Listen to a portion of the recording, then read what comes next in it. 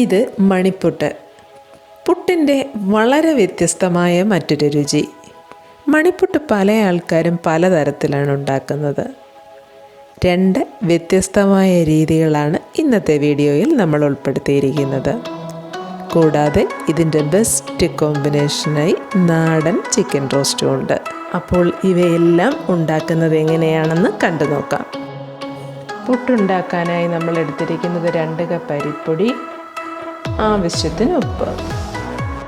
ഇനി നമുക്ക് ആവശ്യമുള്ളത് പുട്ടിൻ്റെ പൊടി നനയ്ക്കാൻ ആവശ്യമായ തിളച്ച വെള്ളമാണ്. ഒരു 3 കപ്പ് വെള്ളം നമ്മളിവിടെ തിളപ്പിച്ചിട്ടുണ്ട്. ഇനി അതിലേക്ക് ആവശ്യത്തിന് ഉപ്പ് കൂടി ഇട്ട് കൊടുക്കാം. ഉപ്പ് ചേർത്ത് കഴിയുമ്പോൾ വെള്ളത്തിലെ ഉപ്പിൻ്റെ രുചി അല്പം മുമ്പിട്ട് നിൽക്കണം. എങ്കിൽ മാത്രമേ നമ്മുടെ പുട്ടിന് ആവശ്യത്തിന് ഉപ്പിൻ്റെ രുചി ഉണ്ടാവുകയുള്ളൂ. ഇനി മാവ് കുഴയ്ക്കാനായി അരിപ്പൊടി ഒരു വലിയ പാത്രത്തിലേക്ക് ഇട്ട് കൊടുക്കാം. ഇനി തിളച്ച വെള്ളം കുറേശ്ശെ ഒഴിച്ച് നമ്മൾ ഇടിയപ്പത്തിനൊക്കെ കുഴച്ചെടുക്കുന്നത് പോലെ തന്നെ കുഴച്ചെടുക്കാം. ഇവിടെ നമ്മൾ ശ്രദ്ധിക്കേണ്ടത് കുറേശ്ശെ വെള്ളം ഒഴിച്ച് മാത്രമേ നമ്മൾ മാവ് കുഴയ്ക്കാൻ പാടുള്ളൂ. കൂടാതെ വെള്ളത്തിൻ്റെ ചൂടും നല്ലതായിട്ട് ഉണ്ടാവണം. അതിന് ഞാൻ ചെയ്യുന്നത് അടുപ്പിൽ വെള്ളം തിളപ്പിച്ചിട്ടുകൊണ്ട് തന്നെ അതിൽ നിന്ന് കുറേശ്ശെ എടുത്ത് കുഴച്ചെടുക്കുകയാണ് ചെയ്തത്. ഇപ്പം പൊടിയിലെല്ലാം വെള്ളമയമായിട്ടുണ്ട്. ഈ ഒരു പരുവമൊക്കെ ആകുമ്പോൾ തന്നെ നമുക്ക് തവി മാറ്റിയിട്ട് പതുക്കെ ചൂടിൻ്റെ അനുസരിച്ച് കൈകൊണ്ടൊന്ന് ഇളക്കി തുടങ്ങണം. നല്ല തിളച്ച വെള്ളം ഒഴിച്ചതുകൊണ്ട് തന്നെ കൈക്ക് നല്ല ചൂടുണ്ട്. എന്നാലും അതിൻ്റെ അനുസരിച്ച് വലിയ ബുദ്ധിമുട്ടില്ലാത്ത വിധം നമുക്ക് കഴിവതും കൈകൊണ്ട് തന്നെ കുഴച്ചെടുക്കുന്നതാണ് ഏറ്റവും നല്ലത്. ഇതാ നമ്മുടെ മാവ് ഏതാണ്ട് ഒരു പരുവത്തിലായിട്ടുണ്ട്. ഇനി ഒരു 2 മിനിറ്റ് കൂടെ എല്ലാം കൂടെ ഒന്ന് നന്നായിട്ട് കുഴച്ചെടുത്താൽ മതി. നമ്മുടെ മാവ് കുഴച്ച് റെഡിയാക്കിയിട്ടുണ്ട്. ഇനി നമ്മൾ ഇടിയപ്പം പിഴിയുന്ന സേവനാഴി എടുത്തിട്ട്, സാധാരണ ഇടിയപ്പം പിഴിയുന്ന അച്ചല്ല നമുക്ക് വേണ്ടത്. അതിൻ്റെ ഹോൾസ് ചെറുതായിരിക്കും. നമുക്ക് വേണ്ടത് അതിനെക്കാട്ടിലും അല്പം കൂടെ വലിയ ഹോൾസുള്ള അച്ചാണ്. ഇനി സേവനാഴിയിലേക്ക് മാവ് നിറച്ചു കൊടുക്കാം.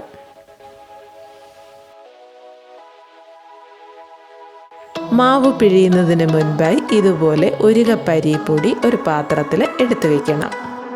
ഇനി ഇതുപോലെ ഒരു വലിയ പാത്രത്തിലേക്കോ മുറത്തിലേക്കോ എന്തിലേക്കെങ്കിലും നമ്മുടെ മാവ് ഇതുപോലെ പിഴിഞ്ഞു കൊടുക്കാം.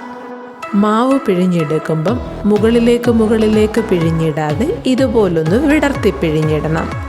ഇനി അതിൻ്റെ പുറത്തേക്ക് നമ്മൾ എടുത്തു വെച്ച അരിപ്പൊടി ഇതുപോലെ വിതറി കൊടുക്കണം. കൈകൊണ്ട് ഇതുപോലെ ഇങ്ങനെ മാവ് വിടർത്തി കൊടുക്കണം. ഇങ്ങനെ തൂവി കൊടുക്കുന്ന അരിപ്പൊടിക്ക് ഒരു കൃത്യമായ അളവൊന്നുമില്ല. അത് വിടർത്തിയെടുക്കാൻ ആവശ്യമായ അരിപ്പൊടി എത്രയാണോ അത്രയും വിതറി കൊടുക്കണം. കൈകൊണ്ടോ ഫോർക്ക് കൊണ്ടോ എന്തെങ്കിലും ഉപയോഗിച്ച് ഇങ്ങനെ വിടർത്തി കൊടുക്കാം. ഇതാ കണ്ടോ, ഇപ്പം എല്ലാം തമ്മിൽ വേർപെട്ട് ചെറിയ കഷ്ണങ്ങളായി മാറിയിട്ടുണ്ട്. നമ്മൾ അരിപ്പൊടി വിതറി കൊടുത്തത് കൊണ്ട് തന്നെ ഇനിയും അത് ഒട്ടിപ്പിടിക്കില്ല. ഇങ്ങനെ കൈവച്ച് കുറച്ച് നേരം തൂക്കുമ്പോഴേക്കും അത് ചെറിയ മണികൾ പോലെ ആയിത്തീരും.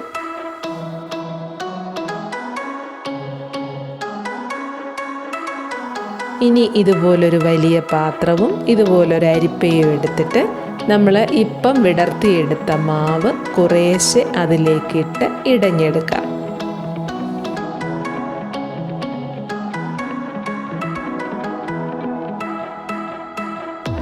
അരിച്ചെടുത്തപ്പോൾ കണ്ടോ, ചെറിയ മണികളായിട്ട് നമ്മുടെ മാവ് വന്നിട്ടുണ്ട്. ബാക്കി മാവും കൂടെ നമുക്കിങ്ങനെ അരിച്ചെടുക്കാം. നമ്മൾ വിതറിക്കൊടുത്ത ആ അരിപ്പൊടി മുഴുവൻ റിമൂവ് ചെയ്യാൻ വേണ്ടിയിട്ടാണ് ഇങ്ങനെ അരിച്ചെടുക്കുന്നത്. ഇനി ഒരു പ്രാവശ്യം കൂടെ നമുക്കിതുപോലെ തന്നെ ചെയ്തെടുക്കാം. ആദ്യം ഇതുപോലെ പിഴിഞ്ഞെടുക്കണം. അതിൻ്റെ പുറത്തേക്ക് അരിപ്പൊടി തൂവി കൊടുക്കണം. ഇനി ആദ്യം പറഞ്ഞ പോലെ തന്നെ അവയെല്ലാം വിടർത്തി കൊടുക്കണം. അതിനുശേഷം ഇതുപോലെ അരിപ്പയിൽ അരിച്ചെടുക്കണം. ഈ അരിച്ചെടുക്കുന്ന അരിപ്പൊടി നമ്മൾ കളയേണ്ട ആവശ്യമില്ല. അതൊന്ന് ചൂടാക്കിയതിന് ശേഷം നമുക്ക് വീണ്ടും ഉപയോഗിച്ചെടുക്കാവുന്നതേ ഉള്ളൂ. ഇനി പുട്ട് പുഴുങ്ങുന്നതിന് മുൻപായിട്ട് നമുക്ക് വേണ്ട സാധനങ്ങൾ: 1 കപ്പ് തേങ്ങാപ്പാൽ, കുറച്ച് തേങ്ങ. ഇവിടെ ഇപ്പം ഞാനൊരു ചിരട്ട പുട്ടുകുറ്റിയാണ് എടുത്തിരിക്കുന്നത്. അതിലേക്ക് ആദ്യം അല്പം തേങ്ങ ഇട്ട് കൊടുക്കാം. അതിൻ്റെ മുകളിലേക്ക് മണിപ്പുട്ടിൻ്റെ മണികളും കൂടി ഇട്ട് കൊടുക്കാം. ഏറ്റവും മുകളിൽ തേങ്ങ വെച്ച് കൊടുക്കണമെങ്കിൽ കൊടുക്കാം. ഇനി നമുക്കിതൊന്ന് വേവിച്ചെടുക്കാം. പുട്ട് വെന്തെടുക്കുന്ന സമയം കൊണ്ട് നമ്മുടെ തേങ്ങാപ്പാൽ ഇതുപോലെ ഒരു പാത്രത്തിലേക്ക് ഒഴിച്ചു കൊടുക്കാം. ലോ ഫ്ലെയിമിൽ വേണം വയ്ക്കാൻ. ചൂട് കൂടിപ്പോയി കഴിഞ്ഞാൽ നമ്മുടെ തേങ്ങാപ്പാൽ പിരിഞ്ഞു പോകും. ഇനി അതിലേക്ക് 1 ടേബിൾ സ്പൂൺ പഞ്ചസാര കൂടി ചേർത്ത് കൊടുക്കാം. കൂട്ടത്തിൽ 1 ഏലക്കായും കൂടെ പൊട്ടിച്ചിട്ട് കൊടുക്കാം. ഇനിയൊന്ന് ഇളക്കി പഞ്ചസാര ഒന്ന് മെൽറ്റായി ഒരു ചെറിയ ചൂടാവുമ്പോഴേക്കും നമുക്ക് ഫ്ലെയിം ഓഫ് ചെയ്യാം. ഇവിടെ നമ്മൾ വളരെ വെള്ളം കുറച്ച് മാത്രം ചേർത്ത് പിഴിഞ്ഞെടുത്ത 1-ാം പാലാണ് എടുത്തിരിക്കുന്നത്. ഇതാ നമ്മുടെ പുട്ടിപ്പോൾ ഇവിടെ നന്നായിട്ട് റെഡി ആയിട്ടുണ്ട്. ഇനി ഇത് എടുക്കാം. ഇനി അത് ഒരു പാത്രത്തിലേക്ക് മാറ്റി കൊടുക്കാം. നമ്മളിപ്പോൾ ഇവിടെ 2 ചിരട്ട പുട്ടുകൾ റെഡിയാക്കിയിട്ടുണ്ട്. ഇനി നമ്മൾ സെർവ് ചെയ്യാൻ ഉദ്ദേശിക്കുന്ന പാത്രത്തിലേക്ക് ഇതുപോലെ പുട്ട് വെച്ചതിന് ശേഷം അതിൻ്റെ മുകളിലേക്ക് നമ്മൾ ചൂടാക്കിയെടുത്ത തേങ്ങാപ്പാൽ ഇതുപോലെ ഒഴിച്ചു കൊടുക്കണം. അതും ഇത്രയേ തേങ്ങാപ്പാൽ ഒഴിക്കാവൂ എന്നൊന്നുമില്ല. നമുക്ക് വേണ്ട തേങ്ങാപ്പാൽ എത്രയുമാണോ അത്രയും ഒഴിച്ചു കൊടുത്തോളൂ. അങ്ങനെ നമ്മുടെ വളരെ ടേസ്റ്റി ആയിട്ടുള്ള മണിപ്പുട്ട് റെഡിയായിട്ടുണ്ട്. മണിപ്പുട്ടുണ്ടാക്കുന്ന ഒരു രീതിയാണ് നമ്മൾ ആദ്യം കണ്ടത്. ഇനി മറ്റൊരു രീതിയും കൂടെ കാണിച്ചു തരാം. മണിപ്പുട്ടിൻ്റെ മറ്റൊരു വെർഷനാണ് ഇത്. അപ്പോൾ ഇതുണ്ടാക്കുന്നത് എങ്ങനെയാണെന്ന് കാണിച്ചു തരാം. 2 രീതിയും അറിഞ്ഞിരുന്നാൽ നമുക്ക് ഇഷ്ടമുണ്ടോയെന്ന് ഉണ്ടാക്കിയെടുക്കാമല്ലോ. മാവ് കുഴയ്ക്കാനായി ഞാനിവിടെ എടുത്തിരിക്കുന്നത് 1/2 കപ്പ് അരിപ്പൊടി, 2 ടേബിൾ സ്പൂൺ തേങ്ങ, 1/4 ടീസ്പൂൺ ജീരകം, ആവശ്യത്തിന് ഉപ്പ് എന്നിവയാണ്.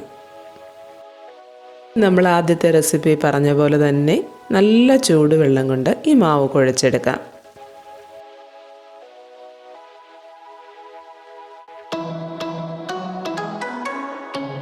ഇനി നമുക്ക് വേണ്ടത് 2 കപ്പ് തേങ്ങാപ്പാൽ, 3 ടേബിൾ സ്പൂൺ പഞ്ചസാര, 2-3 ഏലക്ക. ഇനി നമ്മുടെ അടുത്ത സ്റ്റെപ്പ് എന്ന് പറയുന്നത് ഈ കുഴച്ച് വെച്ചിരിക്കുന്ന മാവ് ചെറിയ ചെറിയ മണികളായി ഉരുട്ടിയെടുക്കണം. ഇതാ കണ്ടോ, ഈ ഒരു വലിപ്പം നമുക്ക് എടുക്കാം. ഇതിലും ചെറുതാക്കി കൊടുത്താൽ നല്ലതാണ്, പക്ഷെ ഒത്തിരി സമയമെടുക്കും. അതുകൊണ്ട് ഈ ഒരു തരത്തിൽ നമ്മളങ്ങ് ഉരുട്ടിയെടുത്താൽ മതി. ഇതാ ഇപ്പം നമ്മൾ എടുത്തു വെച്ചിരുന്ന മാവ് മുഴുവൻ ഉരുട്ടിയെടുത്തു. ഇനി നമുക്ക് ഇതെല്ലാം കൂടെ ഒരു സ്റ്റീമറിലേക്ക് ആവി കയറ്റാനായി വെച്ചു കൊടുക്കണം. നമ്മളിപ്പം വേവാനായി അടുപ്പയിലേക്കും വെച്ചു കൊടുത്തിട്ടുണ്ട്. ഒരു 10 മിനിറ്റ് ഒന്ന് ആവി കയറിയാൽ മതി. തിളച്ച വെള്ളത്തിൽ മാവ് കുഴച്ചപ്പോൾ തന്നെ അത് പകുതി കുക്കായതാണ്. ഇനി ബാക്കിയും കൂടെ ഒന്ന് കുക്കായാൽ മതി. ഇപ്പം 10 മിനിറ്റ് കഴിഞ്ഞിട്ടുണ്ട്. നമുക്കിനി ഇതൊന്ന് തുറന്ന് നോക്കാം. എല്ലാ ബോൾസും നന്നായി വെന്ത് വന്നിട്ടുണ്ട്. ഇനി വേണ്ടത് ഒരു പാത്രത്തിലേക്ക് തേങ്ങാപ്പാൽ ഒഴിച്ച് നമുക്ക് സ്റ്റൗവിലേക്ക് വെച്ച് കൊടുക്കാം. അതിലേക്ക് എടുത്തു വെച്ചിരിക്കുന്ന പഞ്ചസാരയും കൂട്ടത്തിൽ ഏലക്കായും കൂടെ പൊട്ടിച്ചിട്ട് കൊടുക്കാം. ഇനി ഒരു മീഡിയം ഫ്ലെയിമിൽ അത് ഇളക്കി കൊടുത്തുകൊണ്ടിരിക്കണം. ഒന്ന് ചൂടായി വരുമ്പോഴേക്കും അതിനകത്തേക്ക് ഒരു പിഞ്ച് ഉപ്പ്, വളരെ കുറഞ്ഞ അളവിൽ അല്പം ഉപ്പും കൂടെ ചേർത്ത് കൊടുക്കാം. ഇപ്പോൾ തേങ്ങാപ്പാൽ ഒരുവിധം നന്നായി ചൂടായി വന്നിട്ടുണ്ട്. ഇനി നമ്മൾ സ്റ്റീം ചെയ്തെടുത്ത ആ ബോൾസ് മുഴുവനും ഇതിലേക്ക് ഇട്ട് കൊടുക്കാം.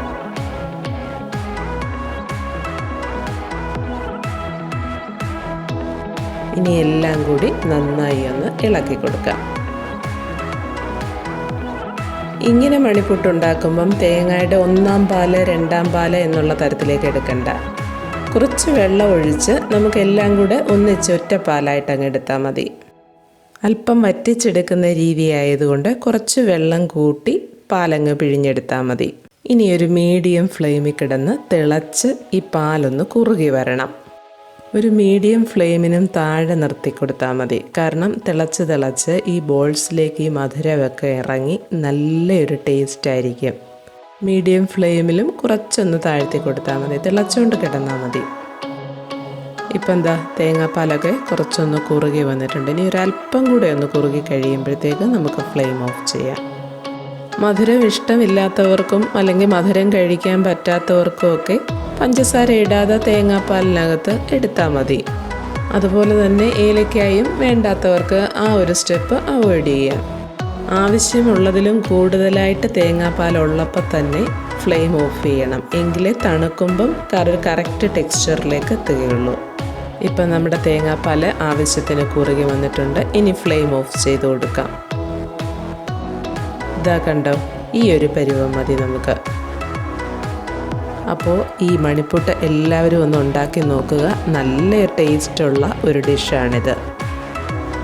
നമ്മുടെ മണിപ്പുട്ട് ആദ്യത്തേതിലും കുറച്ചുകൂടി തിക്കായി വന്നിട്ടുണ്ട് ഇപ്പം. ഇനി നമുക്കത് സെർവിങ് ഡിഷിലേക്ക് മാറ്റി കൊടുക്കാം. മണിപ്പുട്ടിന് കോമ്പിനേഷനായി ഇന്നത്തെ മെനുവിൽ ഉൾപ്പെടുത്തിയിരിക്കുന്നത് നാടൻ ചിക്കൻ റോസ്റ്റാണ്. അപ്പോൾ ഇതുണ്ടാക്കുന്നത് കണ്ടു നോക്കാം. ഇതിനായി നമ്മൾ ആദ്യം എടുത്തിരിക്കുന്നത് 1 കിലോ ചിക്കൻ, 4 സവോള, കുറച്ച് കറിവേപ്പില, 2 table spoon Kashmiri chilli powder, 10 ഉണക്കമുളക്, 15 അല്ലി വെളുത്തുള്ളി, ഒരു വലിയ കഷ്ണം ഇഞ്ചി ഇതുപോലെ വട്ടത്തിൽ അരിഞ്ഞത്.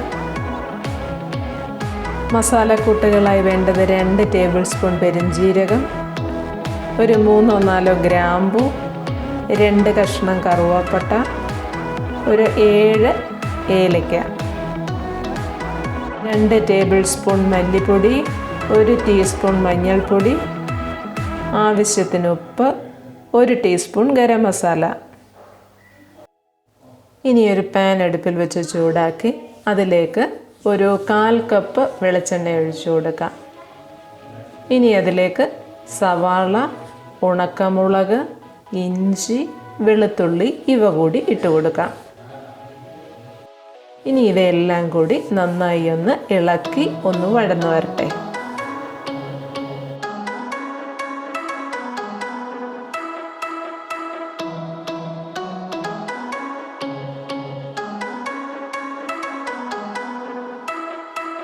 ഒന്ന് വഴന്ന് കഴിയുമ്പോഴേക്കും അതിലേക്ക് കറിവേപ്പില കൂടി ഇട്ട് കൊടുക്കാം.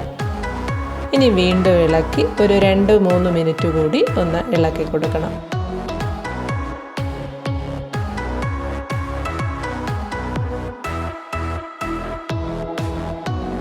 ഇപ്പം നമ്മുടെ ഉള്ളിയൊക്കെ ഒരുവിധം ഒന്ന് വഴന്നു വന്നിട്ടുണ്ട്. ഇനി അതിലേക്ക് ഇതുപോലെ ഉള്ളി ഒന്ന് മാറ്റി ആ എണ്ണയ്ക്കകത്തേക്ക് പെരുംജീരകവും ഏലക്കായും കൂടെ ഇട്ട് കൊടുക്കണം. പെരുംജീരകവും ഏലക്കായും ഒന്നും ഒത്തിരി അങ്ങ് മൂത്തു പോകണ്ട. അതുകൊണ്ടാണ് നമ്മളത് ആദ്യം ഇട്ട് കൊടുക്കാതെ ഇതിൻ്റെ കൂട്ടത്തിൽ ഇട്ട് കൊടുക്കുന്നത്. നമ്മൾ നാടൻ ചിക്കൻ റോസ്റ്റാണ് എടുക്കുന്നത്. അതുകൊണ്ട് തന്നെ വെളിച്ചെണ്ണ ഉപയോഗിക്കുന്നതായിരിക്കും ഇതിൻ്റെ രുചിക്ക് ഏറ്റവും നല്ലത്. ഇനി വെളിച്ചെണ്ണ ഇല്ല എന്നുണ്ടെങ്കിൽ മറ്റെന്തെങ്കിലും വെജിറ്റബിൾ ഓയിലോ സൺഫ്ലവർ ഓയിലോ എന്തെങ്കിലും ഉപയോഗിക്കാം. ഇനി ഒരു 2 മിനിറ്റ് കൂടി നമുക്ക് എല്ലാം കൂടി ഒന്ന് ഇളക്കി കൊടുക്കാം. ദാ ഈ പരുവം മതി. ഇനി നമുക്ക് ഫ്ലെയിം ഓഫ് ചെയ്യാം. ഇനി ഇതൊന്ന് തണുത്തിട്ട് വേണം നമുക്ക് അരച്ചെടുക്കാൻ. തണുത്തതിന് ശേഷം ഇതുപോലെ മിക്സിയുടെ ജാറിലേക്കിട്ട് നന്നായിട്ട് അരച്ചെടുക്കാം. കണ്ടോ, ഈ ഒരു പരുവത്തിൽ വേണം അരച്ചെടുക്കാൻ. വീണ്ടും അതേ പാൻ തന്നെ സ്റ്റൗവിലേക്ക് വെച്ച് ഒരു 3 ടേബിൾ സ്പൂൺ എണ്ണയും കൂടി ഒഴിച്ചു കൊടുത്തിട്ടുണ്ട്. ഇനി അതിലേക്ക് കറുവാപ്പട്ട, തക്കോലം, ഗ്രാമ്പൂ ഇത് 3ഉം കൂടി ഇട്ട് ഒരു 1 മിനിറ്റ് ഒന്ന് ഇളക്കി കൊടുക്കണം. ഇനി നമ്മൾ അരച്ചു വെച്ച് ആ കൂട്ടുകൂടി ഇതിലേക്ക് ഇട്ട് കൊടുക്കാം. ഇനി എല്ലാം കൂടി നന്നായി ഒന്ന് ഇളക്കി കൊടുക്കണം.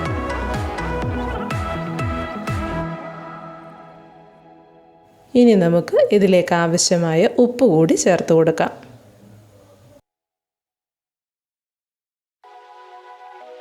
മസാലക്കൂട്ടൊക്കെ നന്നായി ചൂടായി കഴിയുമ്പോഴേക്കും അതിലേക്ക് മല്ലിപ്പൊടി, ഗരം മസാല, മഞ്ഞൾപ്പൊടി, മുളക് പൊടി ഇത്രയും ചേർത്തതിന് ശേഷം വീണ്ടും നന്നായി ഇളക്കി കൊടുക്കണം.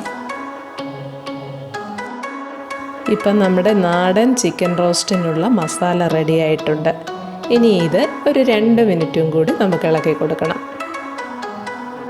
ഇനി ചിക്കനും കൂടി ഇതിനകത്ത് ഇട്ട് കഴിഞ്ഞാൽ നമുക്ക് ഇളക്കാൻ സ്ഥലമില്ല. അതുകൊണ്ട് മസാല റെഡിയായി കഴിയുമ്പോൾ നമുക്കിത് മറ്റൊരു പാത്രത്തിലേക്ക് മാറ്റി കൊടുക്കണം. ഇപ്പം നമ്മുടെ മസാല നമ്മൾ വലിയൊരു പാത്രത്തിലേക്ക് മാറ്റി കൊടുത്തിട്ടുണ്ട്. ഇനി അതിലേക്ക് ചിക്കൻ ഇട്ട് കൊടുക്കാം. ഇനി ഈ മസാല എല്ലാം ചിക്കനെ പിടിക്കത്തക്കവണ്ണം നന്നായി ഇളക്കി കൊടുക്കണം. ഒരു നല്ല രുചിക്ക് വേണ്ടി കുറച്ചുകൂടി കറിവേപ്പില ഇട്ടതിന് ശേഷം വീണ്ടും ഇളക്കി കൊടുക്കാം.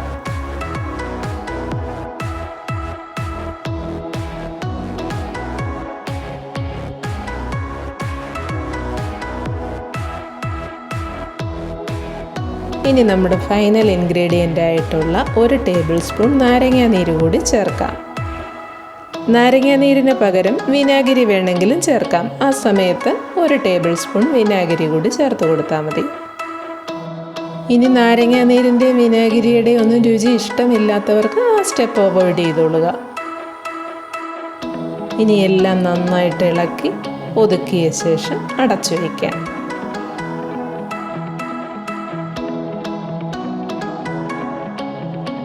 നമ്മുടെ ചിക്കനകത്തേക്ക് ഒട്ടും വെള്ളം ഒഴിക്കാൻ പാടില്ല. അതാണ് ഇതിൻ്റെ ഹൈലൈറ്റ്. ഒട്ടും വെള്ളം ചേർക്കാതെയാണ് നമ്മൾ നാടൻ ചിക്കൻ റോസ്റ്റ് ഉണ്ടാക്കിയെടുക്കുന്നത്. ഒരു മീഡിയം ഫ്ലെയിമിനെക്കാട്ടിലും ഒരല്പം കൂടി താഴ്ത്തി നമുക്ക് ഫ്ലെയിം സെറ്റ് ചെയ്യണം. കാരണം നമ്മൾ ഒട്ടും വെള്ളം ഒഴിച്ചിട്ടില്ല. അതുകൊണ്ട് തന്നെ ചിക്കൻ്റെ വെള്ളം ഇറങ്ങാൻ ഉള്ള സമയം ഉണ്ടാവണം. ഇപ്പോൾ ഒരു 15 മിനിറ്റ് കഴിഞ്ഞിട്ടുണ്ട്. ഇനി നമുക്ക് അടപ്പ് തുറന്നൊന്ന് ഇളക്കി കൊടുക്കാം. ഇതാ ചിക്കൻ്റെ വെള്ളമൊക്കെ കുറച്ച് ഇറങ്ങിയിട്ടുണ്ട്. ഇനി അത് ഒന്ന് ഇളക്കിയ ശേഷം വീണ്ടും അടച്ചു വയ്ക്കാം.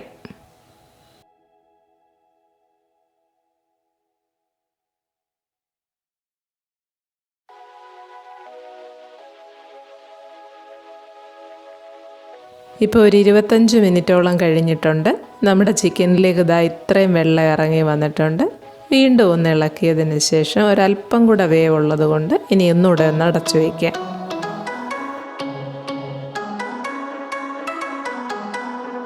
നമ്മുടെ ചിക്കൻ ഇപ്പം റെഡി ആയിട്ടുണ്ട്. വെള്ളമൊക്കെ ഏതാണ്ട് വറ്റി ഒരു മസാലയൊക്കെ കുഴഞ്ഞിരിക്കുന്ന പരുവത്തിലേക്കായിട്ടുണ്ട്. ഇപ്പോൾ കുറച്ചുകൂടെ കറിവേപ്പില നമ്മൾ അതിൻ്റെ പുറത്തേക്ക് ഇട്ട് കൊടുത്തിട്ടുണ്ട്. ഇനി എല്ലാം കൂടെ ഒന്ന് ഇളക്കി വീണ്ടും ഒന്നുകൂടെ ഒന്ന് സെറ്റാക്കി എടുക്കാം. ഇങ്ങനെ ഒട്ടും വെള്ളം ചേർക്കാതെ ആ മസാലയുടെ വെള്ളത്തിൽ മാത്രം കിടന്ന് ചിക്കൻ വേകുന്നുണ്ടെങ്കിൽ ഒരു നല്ല ടേസ്റ്റാണ് കേട്ടോ. എല്ലാവരും ഇതൊന്ന് ട്രൈ ചെയ്ത് നോക്കണം. ഇപ്പം എന്താ ഞാൻ ഫ്ലെയിം ഓഫ് ചെയ്തു. അങ്ങനെ നമ്മുടെ നാടൻ ചിക്കൻ റോസ്റ്റ് തയ്യാറായി കഴിഞ്ഞു. ഇപ്പം എന്താ ചിക്കൻ സെർവും ചെയ്ത് വെച്ചിട്ടുണ്ട്. അപ്പം നമ്മളുടെ ടേസ്റ്റി മണിപ്പുട്ടും നാടൻ ചിക്കൻ റോസ്റ്റും കഴിക്കാൻ റെഡി ആയിട്ടുണ്ട്. അപ്പം ഇനി ഒട്ടും താമസിക്കേണ്ട, കഴിച്ചും കൂടെ നോക്കിയേക്കാം നമുക്ക്. ഈ വീഡിയോ എല്ലാവർക്കും ഇഷ്ടമായെങ്കിൽ ഒന്ന് ലൈക്ക് ചെയ്യുക. കൂടാതെ മറ്റുള്ളവർക്കൊന്ന് കാണാൻ വേണ്ടി ഷെയർ ചെയ്ത് കൊടുക്കുക.